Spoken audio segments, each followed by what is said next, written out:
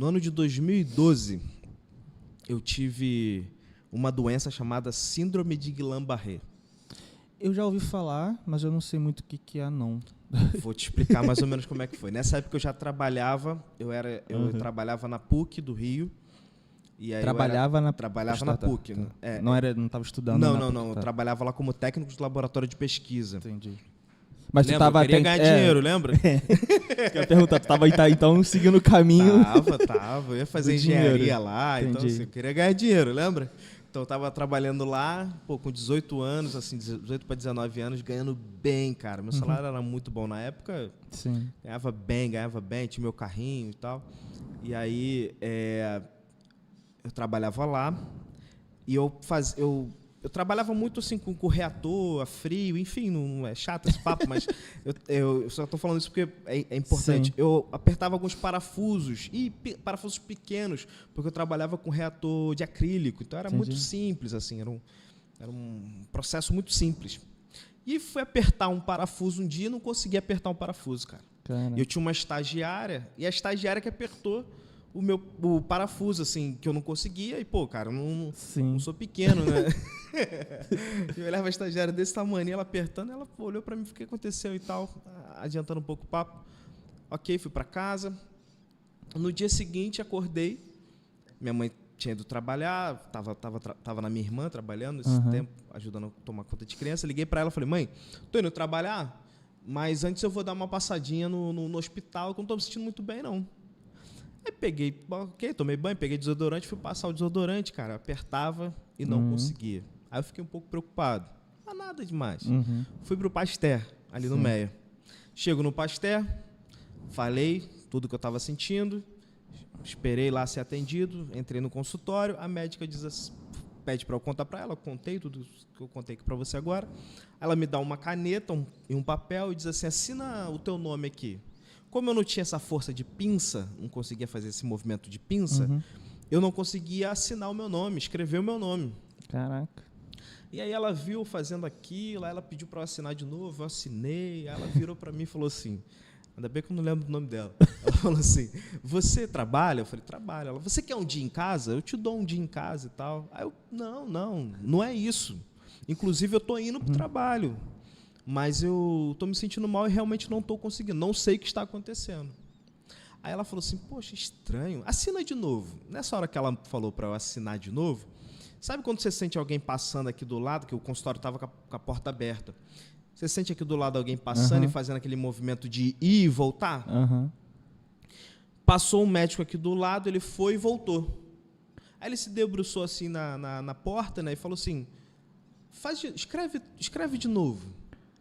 Aí eu fui, escrevi. Aí ele, esse menino tem síndrome de Guillain-Barré. Assim, ó, pá. Aí ela pegou o computador e, como é que é?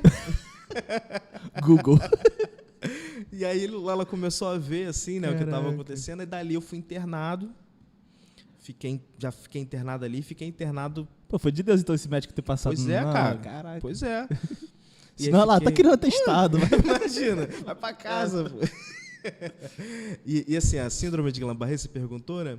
Ela é uma doença autoimune, porque são os próprios anticorpos destruindo um negócio chamado bainha de melina. Então, se eu quero fazer algum movimento, eles vêm lá de casa, não vem de casa? Então, se eu quero fazer algum movimento assim, aqui com o dedo, são enviados impulsos elétricos que eles vão quicando nesse negócio chamado bainha de melina. Entendi. Então, eu consigo fazer esse movimento aqui, por exemplo. Como os anticorpos começaram a destruir a bainha de melina, você vai perdendo esses movimentos. É como se o cérebro mandasse, mas tu não... Exatamente. Não tipo assim, os impulsos elétricos, eles precisam dessa bainha de melina, eles vão quicando assim. E como não tem, ele vai se dissipando. E essa doença ela é muito agressiva, mas se você sobreviver ao mais agressivo dela, você vive. Entendi. Mas normalmente pode ter sequela ou tudo mais, né? E você era novo, né? Era, cara. Foi em 2012 isso. Então, rapaz, já fazem 11 anos. Vai fazer 11 anos, porque eu fui internado em junho. Não, estamos em junho, né? Junho. Fui internado em junho. Então, 11 anos, fez 11 Caraca. anos. Eu tinha 22. É novo. Tinha Novinho. 22 anos. E aí fui internado nesse período, cara, e ali foi o meu momento com o Senhor, cara. Lembra que eu fiz uma oração Uhum. pedindo que eu tivesse a minha experiência com Deus? Tive algumas experiências com o Senhor ali no quarto. Fiquei internado 1 mês e meio. Caraca. Algumas experiências. Mas você assim. estava lúcido, né? Tava. A doença não estava. Eu, na quarta-feira, né, eu fui pro hospital sozinho. Tá? Peguei meu carro e fui pro hospital. Uhum.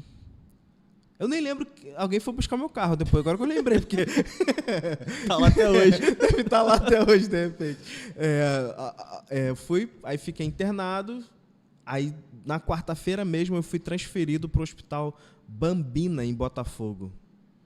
Acho que é Bambina mesmo, em Botafogo. Uhum. Aí, quarta-feira eu estava andando. Na sexta-feira, quando eu acordei, de quinta para sexta eu acordei para ir no banheiro, né? Eu estava num quarto, tinha um emprego bom, então tinha um plano de saúde muito bom, né? Tinha um quarto individual, particular. Minha mãe tinha dormido comigo, aí eu fui descer da cama, aí cadê minhas pernas, irmão? Caraca. Caí direto no chão. Caraca. E aí minha mãe começou a chorar, viu aquilo, tentando acalmar. Eu falei, não, é só cansaço, é só cansaço. Só que eu fui perdendo todos os movimentos. Essa parte motora, Uhum.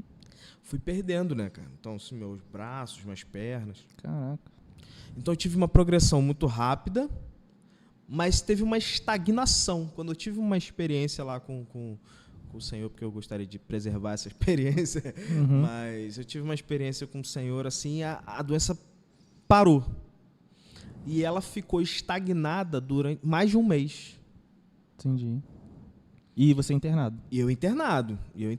E os médicos, né, o neurologista, teve uma vez que eu lembro que tinha cara, assim, sei lá, para mais de, sei lá, uns 10 médicos, uns 10 neurologistas, assim, ou fazendo especialização nessa área dentro da sala, dentro do quarto, tentando entender o que estava acontecendo comigo. Porque, assim, não é o normal da doença. O normal da doença era ou progredir muito. Na sexta-feira que eu te falei, que eu parei de andar, entrou um médico no meu quarto e falou assim, olha, você quer saber tudo que vai acontecer com você e tal? Eu falei, não, eu quero saber. E aí ele começou a contar, assim, ele falou, cara, então, seus movimentos vão ser cada vez mais limitantes, essa doença ela vai fazer o seu intestino parar, o seu pulmão vai parar, você vai ter que ser entubado. Caraca.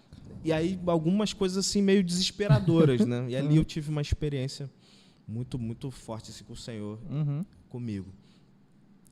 Depois disso, depois desse processo, Depois de só isso. depois de só isso tudo, foi quando eu falei assim, Senhor, parei de resistir. Eu quero cumprir aquilo que o Senhor, pelo qual o Senhor me chamou, que foi resposta de uma oração também minha lá dentro do quarto com ele. E ali eu fui, em 2013, eu fui enviado para o seminário pela PIB em Rocha Miranda. E aí eu entrei no seminário Betel, 2013, assim, que foi um tempo maravilhoso na minha vida, extraordinário. 2013 eu conheci no sentido de começar a namorar, porque eu já conhecia, mas comecei a namorar com a minha esposa, que hoje é minha esposa, mãe do meu filho, Pedro, inclusive. Beijão pra eles. Por causa da Guillain-Barré, cara. Caraca. Por quê? Quando eu melhorei, ela sabia que eu tive essa doença, ela me manda uma mensagem falando que alguém que fazia parte da igreja que ela já havia congregado estava com síndrome de Guillain-Barré. E aí foi quando ela falou assim, poxa, acho que seria legal você fazer uma visita para ele, é Cláudio o nome dele. Visita pro Cláudio, vai lá falar com ele e tal, para ele ver, né, que você se recuperou. Aí eu falei, não, beleza, eu vou sem problema, mas assim, eu não conheço. Cara, vamos comigo, que aí se você for, você me apresenta, né, e depois eu vou lá visitando ele e tal. A gente foi a primeira vez juntos, a gente foi a segunda vez juntos, aí ficamos 3 meses lá visitando o rapaz. O Cláudio já tava bom, vocês continuaram. Aliás, ele foi no nosso casamento, o Cláudio, cara. O Cláudio foi no nosso Por casamento. que eles continuam vindo aqui, cara? Já tô... Cláudio tava bem já. Mas aí começou também todo esse processo. Então, assim, foi uma coisa... Cara, assim, na minha vida... Cara, eu sou totalmente dependente do Senhor. Completamente dependente do Senhor. Porque eu conto para você, e sem medo de errar, é perceptível que tudo que eu sou, cara, tudo é providência do Senhor. Tudo. Foi Ele que me amou, foi Ele que me achou, foi Ele que me atraiu, foi Ele que possibilitou, foi Ele que ajeitou tudo para que as coisas fossem acontecendo. No ano de 2016, que já era o último ano do seminário, eu recebi uma mensagem do pastor Ailton Desidério, que é o pastor da igreja hoje que eu congrego, primeira igreja batista em Lins, perguntando se eu queria, se eu gostaria de conversar e tal, porque ele estava precisando de um pastor de juventude. E aí, aquela primeira mensagem, eu meio, cara, sem saber o que fazer, não sabia como é que era esse negócio, ainda era seminarista, estudando. Aí eu falei assim, não, você tem que conversar com o meu pastor. Falei que era para ele conversar com o pastor Roberto. Aí ele disse, não, quero conversar contigo. Aí peguei aquilo, fui para o pastor Roberto, falei, pastor, aconteceu isso, o que eu faço, cara? Eu não quero ir não, estou bem aqui. Aí o pastor Roberto falou assim, ora, meu filho, vai lá conversar, vai lá ver o que ele tem, ver o que Deus tem. Passamos alguns meses assim conversando, orando, e foi quando, ainda antes de me formar, um mês depois de eu me casar, porque eu me casei dia 2 de julho de 2016, em agosto nós assumimos lá, assumi como pastor da juventude na PIB do Lins. E aí estou lá desde então, vou fazer 7 anos agora que eu estou lá. Eu lembro quando você foi para lá, já tem isso tudo. Pois é, né, cara? Passou rapidinho. Caraca, passou rapidinho. Mas, assim, muitas experiências a gente tem tido lá. Legal. E foi tudo casadinho, né? Tipo, depois da Glam Barré veio casamento, namoro, seminário, casamento. Tudo ao mesmo tempo, assim, cara. Tudo que meio que... Eu não quero dizer para você que... É lógico, Deus nos chama a obediência, tá? Mas eu não quero dizer para você que isso é porque Deus me honrou, Deus me recompensou, porque eu decidi obedecê-lo. Não é isso, não. É porque Deus é bom, cara. Sabe? Deus é bom. E pela infinita misericórdia dele e bondade, ele foi estruturando e ajeitando tudo que era necessário. Então, isso me constrange. Isso me constrange. Então... E isso me fortalece na caminhada, sabe? Então, tem as minhas crises? Com certeza. Tem as minhas questões, dúvidas, questionamentos? Continuo tendo. Continuo me achando que não sou digno, que não, sabe, assim, não sou capaz. Continuo me achando... Às vezes eu falo lá com a juventude, brinco com eles, né? Brinco não, falo a verdade para eles, eles ficam brincando.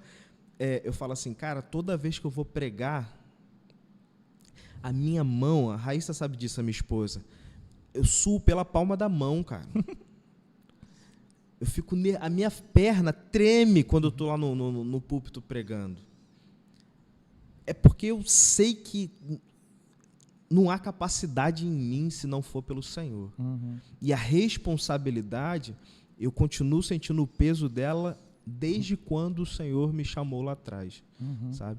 Então, assim, é graça e bondade do Senhor, cara. É engraçado porque, não é tirando a nossa responsabilidade, como você falou, mas é como se, quando a gente depende dele, realmente, até a nossa obediência parece que é ele que tem que impulsionar na gente. Ele, né, cara? Tipo, porque, cara, a gente tem a nossa responsabilidade, claro, mas se não for ele, a gente não faz nem a nossa parte, né? Tipo... O texto bíblico diz que ele é o autor e o consumador da nossa fé. E às vezes a gente esquece disso. A gente acha que o autor é a gente. A gente, às vezes a gente acha que não, calma aí. Ó, Senhor, eu tô sendo obediente, pô. Me abençoa aqui, né? Eu sou isso, eu faço aquilo, eu tô sempre na igreja, eu sou dizimista fiel, eu sou isso, então me abençoa, pô, tem que me abençoar. Sim. Cadê a recompensa? Né? E ele é o autor e o consumador da nossa fé, ou seja, tudo que a gente tem de possibilidade de relacionamento com Cristo, é Ele quem possibilitou. Sim. Eu gosto muito do versículo do porque dele, por ele, para ele são todas as coisas, porque às vezes a gente acha que é só por ele ou só para ele. Estou fazendo isso daqui, mas é para Deus, mas a gente acha que é na nossa força, né? É pela gente. A gente nunca enxerga, parece que os três ao mesmo tempo, né? E quando a gente vê os três, cara, a gente vê que não tem espaço para eu fazer nada sozinho.